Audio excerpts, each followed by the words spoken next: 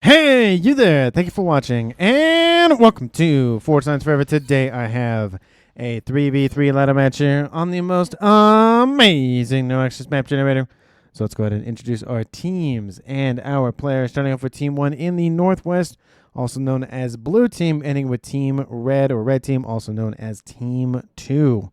Starting off with Team 1's backline player, we have in Amethyst Purple, it is U, also known as X, also known as that full name, also known as Bantha Fodder in a recent cast of mine. So again, that is who that is. He is a Seraphim for this match in Amethyst Purple as an 1851 rated, the highest rated player on Team 1 and in the game overall. To his east, we have in Royal Blue, it is Sailor Moon playing as a Cybran. He is a 1446 rated, and joined next door to him is another Cybran in Stitch Blue. It is Snow 1. I don't think there's any other way to say that. SNWO. It looks like Snow. Anyway, like I said, he's a Cybran in Stitch Blue as a 1413 rated. So for Team 1 side of the map, they have two Cybrans and a Seraphim. No UEF or Aeon Tech for Team 1. Starting off with Team 2's Brigadier slot player as well. I would assume Brigadier slot at least. He is in orange, the color orange. It is space underscore, I guess with a space in his name, technically. At least a way to represent that. He is a UEF. He is an even 1700 rated, the highest rated player on Team 2. To his north, it is the Billy Nuke ambassador himself. It is Ferv playing as a UEF. He is in Chevy Crimson as a 1614 rated, and next door to him we have in Ruby Red, it is Han with two N's playing as a Cybran. He is a 1307 rated. So for Team 2 side of the map, they have a Cybran and two UEF, no Aeon Tech and no Seraphim Tech for Team 2. Similar to Team 1, except Team 1's lacking UEF Tech and Aeon, which means for the entire match there are no Aeon players. Apologies to those loyal to the princess. Hopefully you enjoy the game nonetheless. And for the 6 players on the map, let's take a look at the reclaim situation. Currently sitting at 22,000 mass in reclaim. Actually 22.5k. So it makes it just under 4k mass per player. That is a decent amount of mass to grab per player. There's a lot of clumps. Actually definitely worth it to go after clumps, considering there's 500s, 800s, 600s, another 600, another 600s down there, all along the middle, of course. But there are some heaps of reclaim in the corners of the map for players to easily go after. But of course, everybody will be scrounging around the map to get as much of that reclaim as possible. Taking a look at where our players are headed off to in this game so far, we have Han moving eastward, as well as Snow moving eastward as well. So it'll be maybe a 1v1 over there at a minimum. In the southwest, it looks like it's a similar situation, Sailor Moon versus Ferv. And then we have Team 1's U, or Panther Fodder, versus Space. Moving in looks like the roughish middle. Again, there is a possible route with units right down this little narrow valley here, but I feel like a lot of the combat will be had right here between these two plateaus and maybe a little bit here.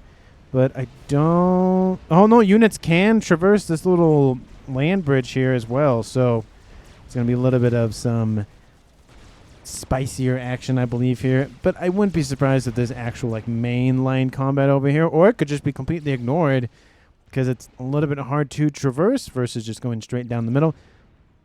In terms of the mech locations on the map, Team 2, we'll take a look at their side of the map. They have 1, 2, 3 5-star mech positions to grab. Essentially, you could probably fit 3 more players on each team in that little space there. In terms of exterior sets of mexes, there is a Trimex position on that hillock over there, as well as 2 Trimex positions that Han has already grabbed.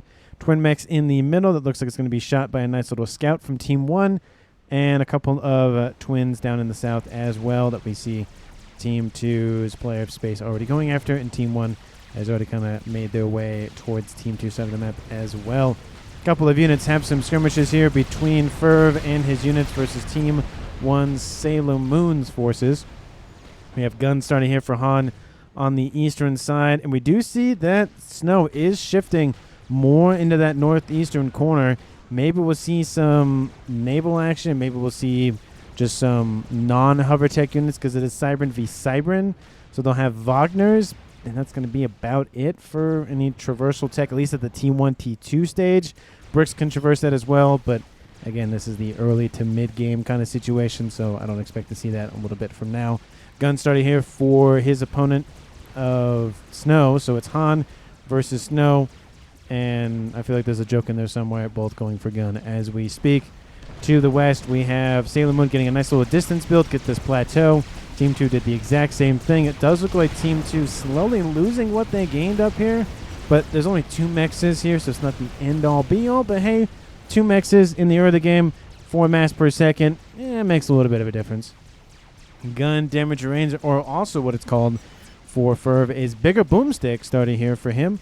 He's already at 25% completed. His opponent, or mirror of Sailor Moon, also going for Gun, so it looks like the mirrors are starting their upgrades relatively the same time, which means if Space or Panther Fodder, UX, his full name, starts an upgrade, it's possible, given the trend, that the other one will start an upgrade as well. But, you know, with assumptions and all that, you just can't be too careful. Snow starts his stealth upgrade, which means maybe we'll see Han start his pretty shortly. But maybe he's going to push in a little bit before he goes. Gun started here for Sailor Moon is now done. And will he go for any other upgrades on board? He could go for stealth as well, but I think he's going to wait just a little bit longer. Verve almost done with his gun upgrade as well. A couple of units face off here between the spam forces from space and the spam forces. I want to say fortress for some reason for you. And it's pretty one-sided at this point. The trend is heavily favoring Team 1. The benefit for Team 2, however, is that their resupply time is very, very quick. You have to essentially get these units to, actually not all the way back there, but all the way down here. You know, it's 1, 1, 1, and eventually this will be overwhelmed just due to the fact that they're right there. So, we'll see who ends up winning the fight in total, but as right now, Team 2 has 8 facilities, maybe all running, maybe no not. Team 1 has 4, so just by facilities alone, actually 5 now, Team 2 should win it eventually, but, you know, shoulds and coulds and all the whatnot. T2 upgrade started here for Ferv in the middle. The makings, of course, of the missile upgrade on board. His Com Nano started for Snow as well. So while Team 2's player of Han is pushing in with the land, trying to get some early gains in, Team 1 is going to the gym and getting that Nano regen up and running. We do see Space is not assisting Ferv, but he's almost done with the upgrade anyway, so it doesn't really matter at that point. We do see Sailor Moon slowly going in. He also started and finished his stealth upgrade as well.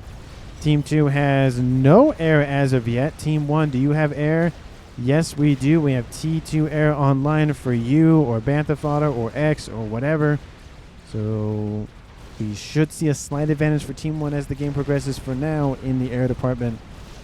We'll see if that materializes into more of a land win or not. We do see Ferv going for T2 PD here. Spots Ferv's common goes, that's Ferv's common. Spots Sailor Moon's common goes, go away. Sailor Moon obliges and walks away. We do see a lot of Team 1 spam here, and Sailor Moon is going to turn around. Space has to be careful. He has no upgrades on board, and Ferv and Sailor Moon will trade the first blows of the game in terms of com v com action. We do have maybe Space coming in to assist as well. Ferv still in the yellow, and Sailor Moon is dropping hit points partially due to the fact that Sailor Moon is outgunned by the T2 PD, or was outgunned. Now we see Ferv is in the thick of a huge amount of Team 1 forces. There's a possible engagement in the northeastern corner that I'm trying to keep my eyes on with the little mini-map up there to the northwest, but for now, it looks like it's kind of just standoffish for now. Team 1 and Team 2 do pull away, and the comm of Sailor Moon will most likely go for the nano upgrade, while Ferv stays up in the high-ish yellows due to that 2,000 additional hit points on board for that T2 upgrade. But he's going to go for missile. Long-range boom is what he calls it. And Team 2 Space wins the upper plateau fight. Doesn't mean that Team 1 can't come back here because they are fighting with some bombers. But for the time being, Team 2 has grabbed the southwestern corner, and gun has been started on aboard use comp. Will we see a gun started here for Space? No, not as of yet. Stealth on the northeastern corner has been started for Han, so one of the 2 upgrades that Snow has that Team 2 does not will slowly emerge here for Team 2's Han. We do see he is positioned kind of on his lonesome. Team 2 does have a decent amount of forces nearby, so it's not like he's, out of his depth or anything. But Snow has to be careful. He does have Nano, gives him a little bit more leeway. And the overcharge doesn't really do anything because of the Hillock there. The Mantis takes a hit. Han's still upgrading. He's halfway done with it. He will lose some forces here. Will he decide to go in or not is the question. And Team 1 and Team 2 between Ferv and Sailor Moon are just stacking forces in a nice little formation position. We do see Han still continuing to upgrade his commander, and Team 1 might win the first kill of the game if Han does not retreat here. Again, it's not even stealth. It's gun versus gun and Nano. These forces for him have to intercept immediately, and as I say, if the ones from Snow intercept, that will be a dead calm here for Team 2. Han gets a overcharge there out. Does have to sacrifice that stealth upgrade from being completed. He's already half done with it. Han is now at first star of efficiency. Team 1 forces are now trying to swarm Snow's comm. And now we see in the southwest engagements are occurring as well. I'm going to split things up so I can keep track of what's going on in the northwest, east, and southwestern corners. Move that to the middle so we can see it at least a little bit easier. We have the forces of Team 2 space surrounding you up here. He transported himself up there. Has a T2 PD in placement. I mean, it's going to serve him a little bit well, but it eventually will be killed off. He has to be very, very careful and probably needs to get a transport to get him out of there. And the forces in the east do not fall away, but they do spread out. Missile tried to snipe Sailor Moon's comm. Almost did it. Sailor Moon dropped into the low reds at 1,000 hit points remaining. At this point, I think I can unsplit things. It was essentially by the time I set everything up, the split wasn't really needed, but hey, I had it there just in case. And we do have you continue to be surrounded. And he's actually reclaiming the forces, seeing as that's a little bit of a faster method, I guess, to deal with these units. He doesn't gain any veterancy from this, so that is one thing to consider. There's still forces surrounding him, and he's falling, pretty close into the yellows, and now he's in the red. Missile outbound going after a nice little T2 mech. So we'll get shot down before it lands and kills off that T2 mech. Nice defense there by Sailor Moon. Team 2 has lost a little bit of territory. Stealth upgrades still coming on the way here for Han, and Yu has dropped about 2,000 hit points. Now gets his first veterancy. Should get him back up into the high-ish reds, but again, still has to be careful. A strap bomber or two could easily kill him off in one, or if there's two of them there, well, technically two passes if there's one pass if there's two. But Team 2 didn't have any air when I checked last, but now they have T3 air, so forget what I just said. Team 1, do you also have? Yes, you do. T3 air is online for both teams. The only difference, of course, is that the air player for Team 2 has a land facility, at least T2. Team 1 does not. Transport needs to pick up that comm immediately. He is going to go for a shield emplacement. They'll keep him alive a little bit longer, but he is, of course, isolated up there. Has to be very, very careful how long he stays there. Missiles outbound to the eastern player of Team 1 Snow's facilities for those mexes. There are a couple of units from actually Han having a nice little, again, just straight down the middle action. Looks like they actually went this way, and they will get killed off by those PD emplacements, but hey, damage was done nonetheless. Snow still trying to push back. Han on this eastern side. Han does get the stealth upgrade online. Sailor Moon finishes his nano upgrade, so he's going to be able to get up to 78 hit points in second region. Ferv being a little bit overwhelmed here. Constantly launching missiles, though, trying to get as much value out of that thing as possible. 7.3 now, 8.2 thousand mass killed off. There's a couple of rhinos. There's a couple more T2. Actually, no, it's only Team 1 strikers here, not even killers here. For him, needs to get some reinforcements. Maybe falling back might be a smart idea, because that force could easily swarm him. A couple of Team 1 bombers. That's nothing really too crazy to worry about. But at a bare minimum, it's damage being done to the comm, at least in Team 1's eyes. T2 units pushing in. And there she is. Strap bomber is online. And it will knock off half of the remaining hit points here for you. And those ASFs should be called in immediately. Yep. Oh, ASFs go off screen. The bomber should be killed off. Oh, no, it's still alive. Will it get a bomb? No, it will not. And it will land very close to use comm, so you can immediately scoop that 1,000 mass up. And now we see Ferb is retreating. Had that bomb or been able to drop a payload, it still wouldn't have killed him. But at bare minimum, he'd be really, really bad in terms of the remaining hit point count.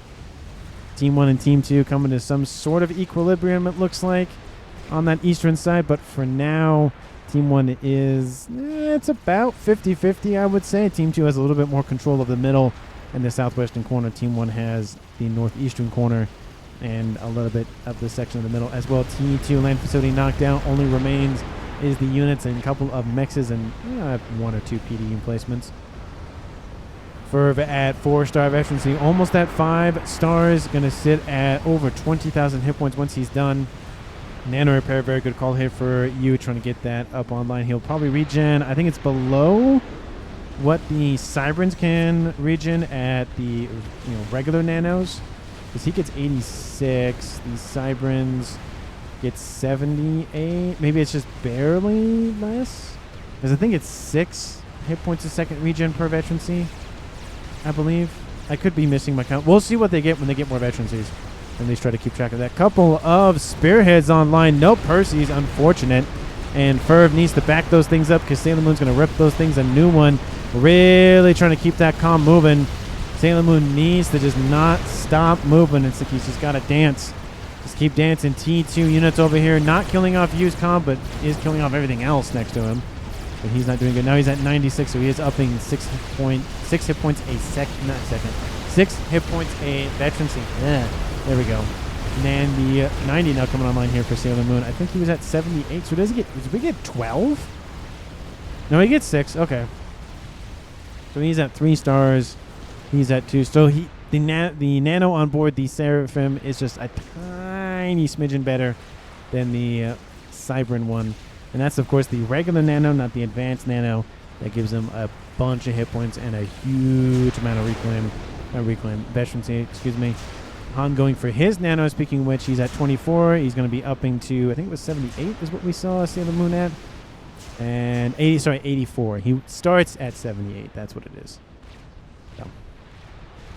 Corsair's inbound. Actually, Nothus, excuse me, going after Ferv's comm. He does lose a chunk of the hit points, but again, at 5-star veterancy, 21,000 hit points, even 50 hit points a second regen. So he's going to be up pretty quickly in, back up into the green, so nothing too concerning. There's a little bit of an air fight. Team 1 will win that air fight. I mean, they have a tiny bit of air control, probably sitting about a squadron or so ahead of Team 2. Closing in on about 2. There are some interceptors, and of course there's more ASFs coming online for both teams. Anyways, a couple of interceptors will help take out a little bit of stuff, but not as many as Team 2 would like them to take out. And at 20 minutes, Team 2's Ferv dies by Sailor Moon? Was he sniped by... He was sniped by missiles from the west. The Billy Nuke Ambassador was sniped by TAC missiles from Sailor Moon. I was going like, wait, he was there and then he died. I was like, did he control K? No, he died to a TAC missile snipe. It was literally on screen. I just wasn't really paying attention that hard. And that is the first kill of the game. I was literally about to say everybody made it past 20 minutes, which they did. And then somebody dies. So apologies for that. Ferv kind of jinxed it there a little bit. Is now a 3v2 in Team 1's favor. And again, before 21 minutes, you a little bit surrounded by some T2 pillars and some Team 1 strikers really curtailing his movement. 98 hit points a second regen. And now he's going to be focusing on the pillars. Gets almost close to 4-star veterancy. Team 1 bombers over top helping him out a little bit. Now he'll get to... Nope, still not there. Still at, less than 6,000. Now, there he goes. He's at 4-star veterancy now at almost 10,000 hit points. And at that point, he should be fine. Nonetheless, use it for transport, says Sailor Moon.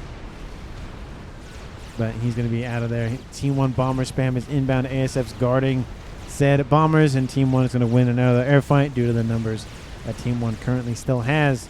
In the east, Snow pushing against Han. It's a gun nano versus gun nano affair. 2 veterancy versus 2 veterancy. So realistically, it's going to be an even fight. Bricks on the northeastern side, and it looks like we have loyalists down here. And of course, Team 2's space will inherit everything that Ferv had, and that will jumpstart his eco quite considerably. We haven't really mentioned eco that much. Team 1 650, 660. Team 2 at 530. So we'll say 150-ish mass in favor of Team 1. That is a decent amount to be ahead, especially in a ladder match. And especially with the air player not really having any ASFs left. Does have a couple of bombers, but I don't know how much that's going to help against about 2 squadrons of ASFs. We do see the missile launches continue to get value out of them, sniping a couple of not TMD, but PD emplacements on the front lines. I am surprised that there wasn't a TMD here, but this was a base that was just barely starting to form, so I don't blame him for not having one. It means that we will not see the Billy Nuke, at least from him, where he is the Billy Nuke ambassador. It is unfortunate. Southwestern corner, you up to 18,000 hit points now, 104 hit points in second region. We'll probably cap out at 110 if my math is correct. And Sailor Moon at 96, going to cap off at 108.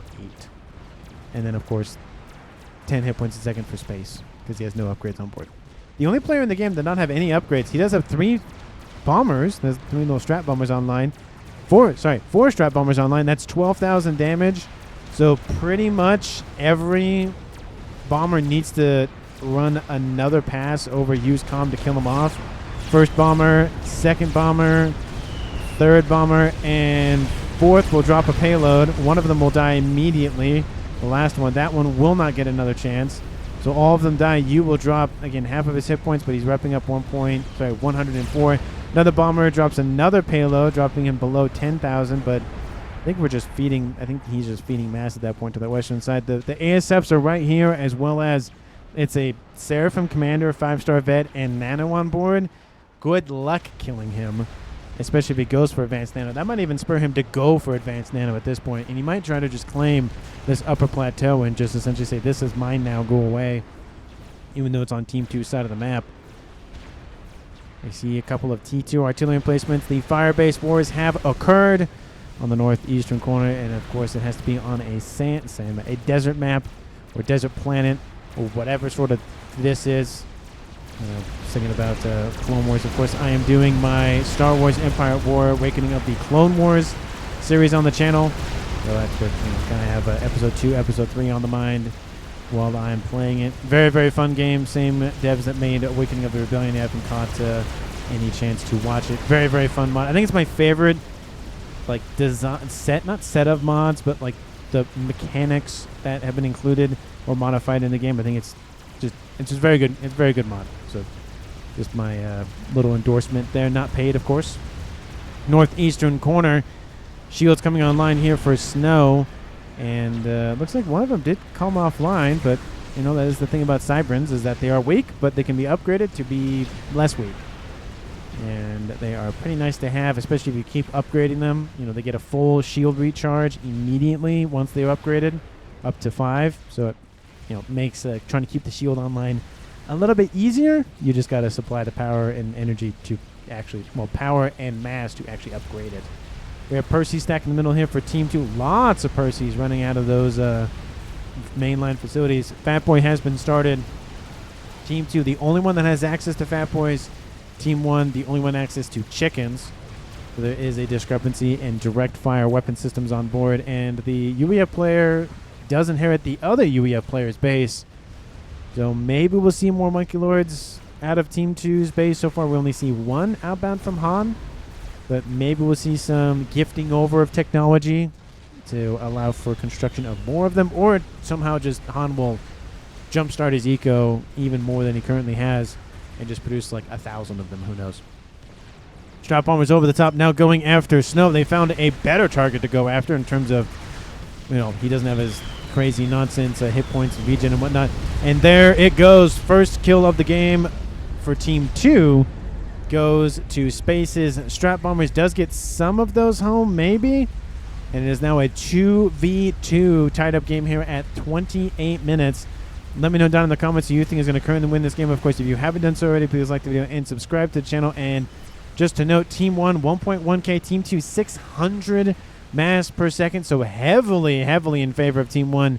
Not only considering the map control, but just considering the the income alone. Reclaim actually is sitting at double that of Team 2 as well. And, of course, Team 1 has a little bit more time with the APM discrepancy in their favor versus Team 2, because Team 2 just killed off one of Team 1's players. But anyway, thank you so much for watching. I really do appreciate it. If you haven't, please like, comment, subscribe. It's free. Free things are nice, and I would appreciate it as well. So thank you so much for watching, and hopefully you enjoyed this video, my last video, the last video before that, all of my videos. That is the benefit of casting a day or releasing a video every single day is that maybe if you don't like this one, I'll have one tomorrow. And if you didn't like this one, if you didn't watch yesterday's or the day before, you might as well watch one of those. So, you know, there's tons of videos to watch. So, of this glorious, glorious game of Forged Alliance Forever. Of course, originally Subcom, and Forged Alliance, the DLC for it. T2 mechs are getting bombarded by a couple of T2 Gunthers. Not a lot remaining here. It looks like Team 2 really doesn't really have much remaining here. A couple of shield emplacements have been taken offline. One still remains, but I don't think the front line is being microed as it once was. We do see a Monkey Lord, though, has decided to just forego attacking that artillery base and going straight for this monkey producing facility here that has now recently come online. Monkey Lord will not be completed, I would imagine. There is one online here for Sailor Moon, who now inherited the base belonging originally to Snow. So he is sitting at double base, currently at 700 mass income. Lots of mass to fuel his monkey craze. A bunch of monkey business this game, I imagine. Brick coming online, helping to try to maybe deal with that. Monkey Lord, good luck. But at least he tried nonetheless. Another brick online. That's not really going to be enough. Another brick online again. There's got to be a lot more bricks thrown at that monkey to really carve its head into, or not cleave, what is it? Bash its head into? That's probably a better way to put it. I was thinking more slicing words versus more blunt force trauma words. T3 land facility in the east will be wiped out. Does not mean that Team 1 no longer has access to Cybrin land T3 tech. They still have one in the main base for Sailor Moon. That's a nice little backup, essentially. That's why you keep one on the front lines and you keep one back at home, because just in case you lose the one on the front line, you still have one in the back line. Fat Boy in the middle with this little, like, Fat Boy, you know, animation with moving the arms, taking out everything in the middle. He's trying to. Team 1 has claimed the upper plateau to the southwest, and he's building some TMLs, which, unless there's TMD here, which there are a couple emplacements, but not as overarching as the AA emplacements are. Team 2 is probably going to lose a couple of those T3 P-gens very, very shortly, because once you launch those missiles, that's it. Team 2 is going to know about it.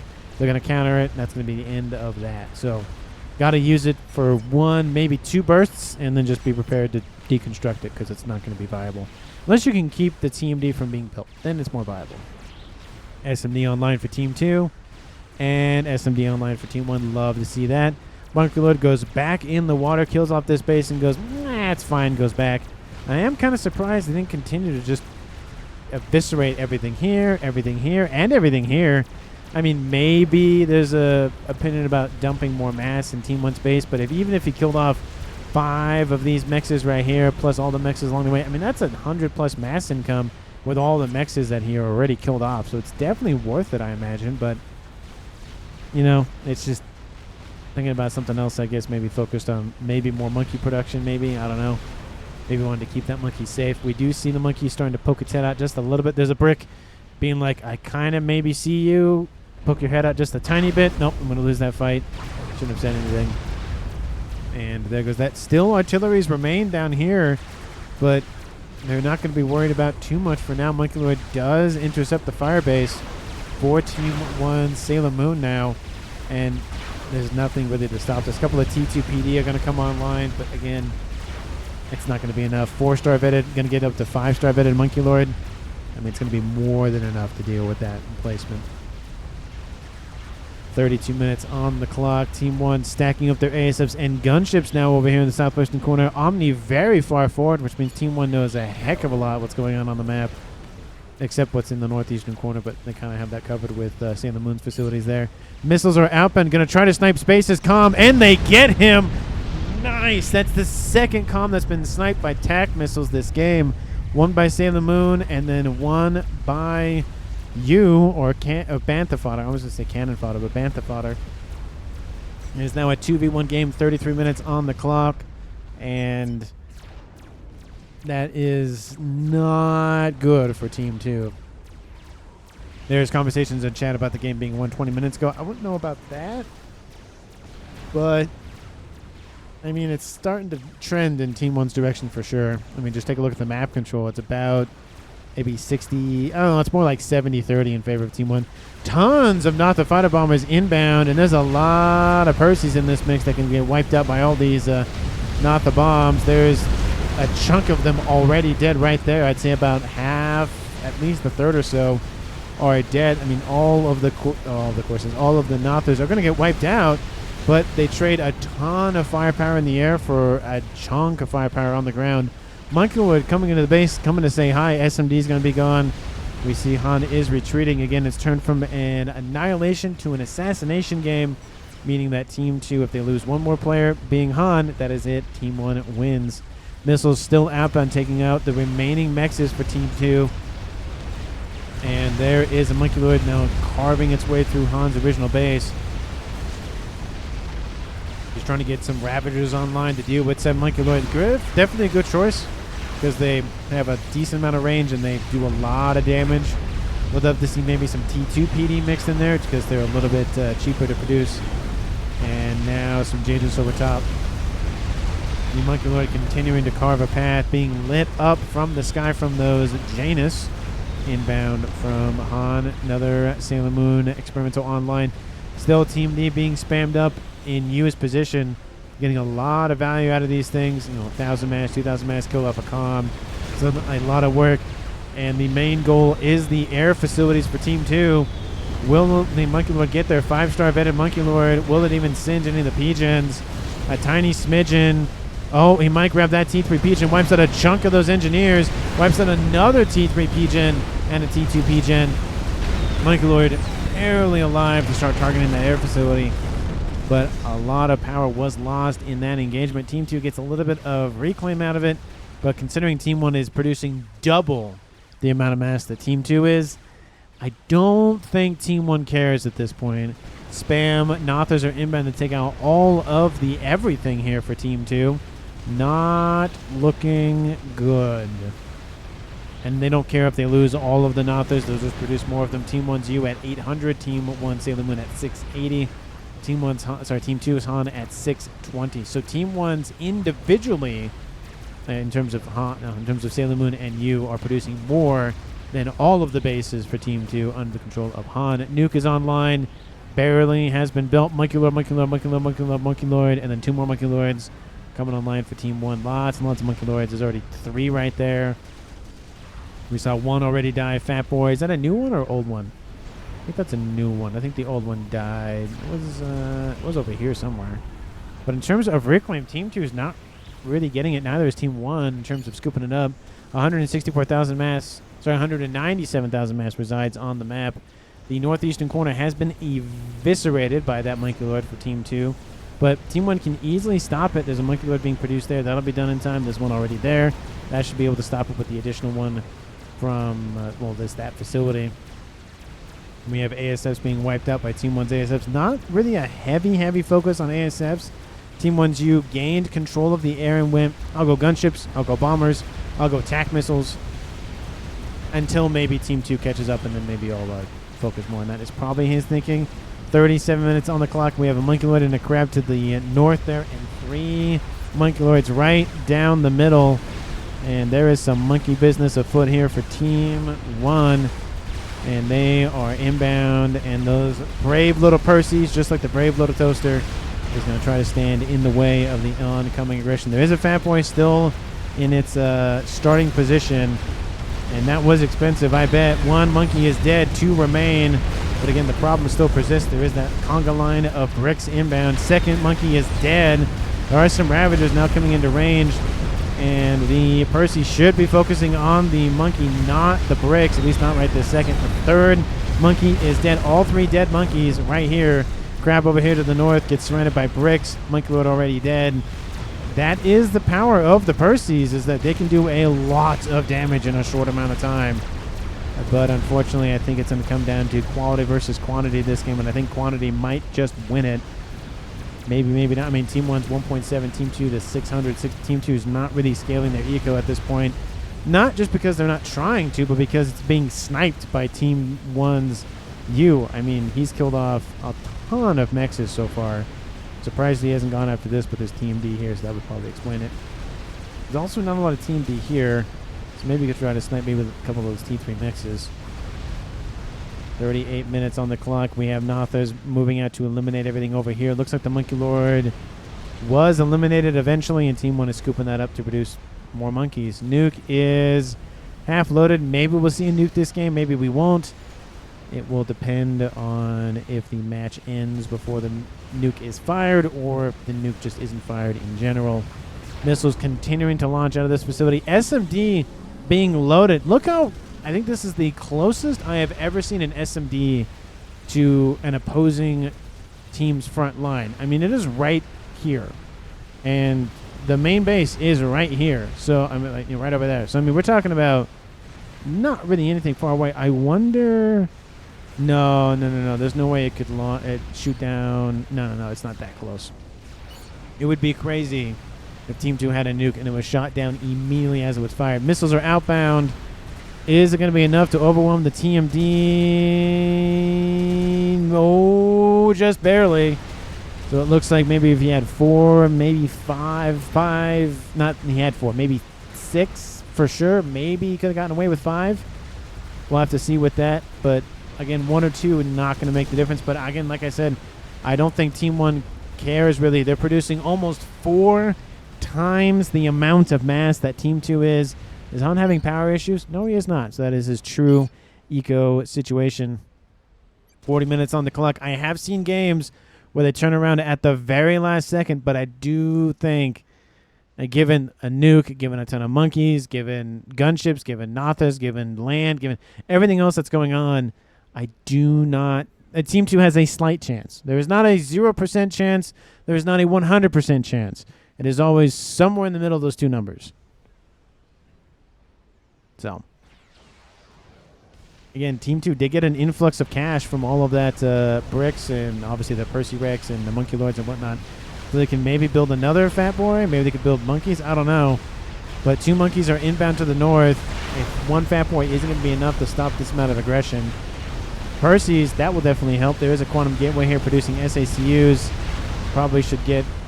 Oh, I guess he got all of those mexes pretty much done. And Percy's are going to help eliminate 1 of the monkeys, and the second one is going to be out the door going home. There's 2 stacked up here. Can't really go that way, so they have to go around. Another one over there. And there's 2 more over there. So there's currently 6 Monkey Lords online here for Team 1. Strategic launch detected. Nuke is outbound. There it is. SMD is loaded. So that would have probably been the end of the match. Had not been for that. But missiles are inbound, taking out the T3 land headquarters. So no more Percy's for Team 2. Artillery has been started by Han. And that amount of missiles may have been enough to kill off the SMD. But hey, the nuke was already shot down anyways. And he is wow, that is... wow, that's a lot of them to say the least. Dang. And I don't think he's going to just stop firing. He's just going to keep firing them. He just won't stop. Nuke is, again, shot down. And artillery has been started by Team 1 Sailor Moon. Lots of mass fabs and PGen farms over here to the northwest. Mainly just mass fab farms, to be fair. The PGens are more of a secondary benefit. The main focus is reducing the power consumption of said mass fabricators. I almost said fat boys. 2, 2, and 2. 6 Monkey Lords still online. Looks like, again, Sailor Moon's transition into more of the longer range tech. He already has a nuke. Going for an artillery. And Team 2 finishes their artillery emplacement. Or I should say his artillery emplacement. Team 2's not out of this just yet. Heavily bombarded. Not operating on a lot of map. But, you know, something better than nothing. And there is, you know, some shielding. PGen gets wiped out. A couple of engineers as well. But Team 1 probably won't scoff at that. They'd have to lose probably half of their eco at a minimum. But missiles outbound, taking out more PGens. Wipes out that one. That one has an Omni next to it. The SMD also is down. So if Team 1 had saved that nuke, that'd probably be the end of it. Gunships are inbound. That is a hefty amount of T2 Volthus. Look at all of that nonsense. That is, we have air. We don't care. We're going to flaunt it, and we're going to rip everything else apart. We have ASF, of course, over the top. There should be missiles constantly raining in. Look at that stack of Volthus. Flak would kill everything in that mix pretty quickly. Artillery landing. Looks like Team 1 built their artillery piece. And it looks like the one from Team 2 is about to be killed off. AA being built. It is the Flak. And there it goes. T2 gunship's able to get underneath the shielding. to wipe out that T-Queen placement. A lot of gunships died of the AoE explosion from the P-Gens. More died from that one. I think that's it for Team 2. They really don't have much remaining. They wipe out the gunships, but that is it. The gunships are down. For Team 1, but the artillery is down. The air grid is down. The SMD is down. There's one that remains over here almost loaded. And 45 minutes on the clock. Monkey Lords stacked up to the north. Couple of Monkey Lords over here to the west as well. Still just the 6 Monkey Lords, though. We do see the nuke is now loaded. You might as well fire it immediately. Does he not want to fire it? Does it not want to be shot down maybe? I don't know. But that SMD is almost loaded. Obviously, Team 1 doesn't know it's not loaded yet. That's kind of the benefit of all vision like what we have. The SMD looks like is going to be the target. It does take a little bit of an AoE splash from that artillery piece. One more is all it's going to take. Oh, that was pretty close. And missiles still raining in maybe? Oh, it looks like they're stacking up. I was going to say, please don't build like a YOLO right here. That would be just like insult to injury. 2 Omnis right next to one another. It's nice for a backup, but they don't need to be that close. SMD back up to the north. And there it is. As I speak of that, it is shot down. It is destroyed. Team 1, where you launch the nuke, you might not have another chance if you don't launch it now. Nope, still going to keep a hold of it. Missiles are outbound. I wonder where they're going. And it looks like they might be going... Actually, they're going for P-Gens. Never mind. So they wipe out the P-Gen there and the Omni on top of it. Comm spotted by Snow. Nuke is outbound. It will... It's possible to get shot down. Shields are down. P-Gens are down. Bricks are inbound to the west. Artillery landing all around the comm and the SMD. The SMD is about to load. The nuke is still sailing overhead. I don't know. I think it will load in time. There is the SMD. It is loaded. It does fire. Intercepts the nuke. Kills that off. Land invasion is still occurring. And I just, like I said, I don't think Team 2 has enough of anything to really keep Team 1 back. Fat Boy is dead. He accepts his fate. P-Gens accepting their fate. Artillery landing still on the everything that Team 2 has. Trying to rebuild the artillery piece. That's definitely a lofty goal. And 6 Monkey Lords. The Congo line is inbound. That is some monkey business. It is inbound. Monkey business here for Team 1 and Team 2, but more monkey business for Team 1. It's like, something's going on in this game. There goes the shielding. It's about to fall. Lasers open up. The comm is going to meet his fate. He knows what's going to happen. 1 laser, 2 lasers, and that'll be it. Team 2 suffers the final casualty, and that is the game here, folks. But this was fun. I do love the attitude from Han. He's like, I know it was lost, but he had fun with it anyway, so love to see that. 47 minutes, 54 seconds on the clock. Team 1 wins the game. MVP for me. Oh, I mean, obviously 2 players left. It's a toss-up. I do think gaining air control and keeping it was very vital. Sniping the opposing air player from U/cannon fodder, Bantha fodder /X/ his full name. Great move. Also, very good move here from Sailor Moon sniping Team 2's Ferv a little bit over the 20-minute mark. So great moves by both of them. 2 of the 3 kills were missile snipes, so we don't really see a lot of missile snipes. At least in terms of static missile snipes. At least it's been a minute. So it's nice to see those in the game. But let me know down in the comments who you would pick. I am leaning towards Bantha fodder just because I think it's just hard because he had air and the missiles, and Sailor Moon had a little bit of missiles and land. So it's just it's hard to choose exactly who won that. But again, let me know down in the comments who you would pick. Thank you so much for watching to the very, very, very, very, very end of the video. And I will see all of you in the next one.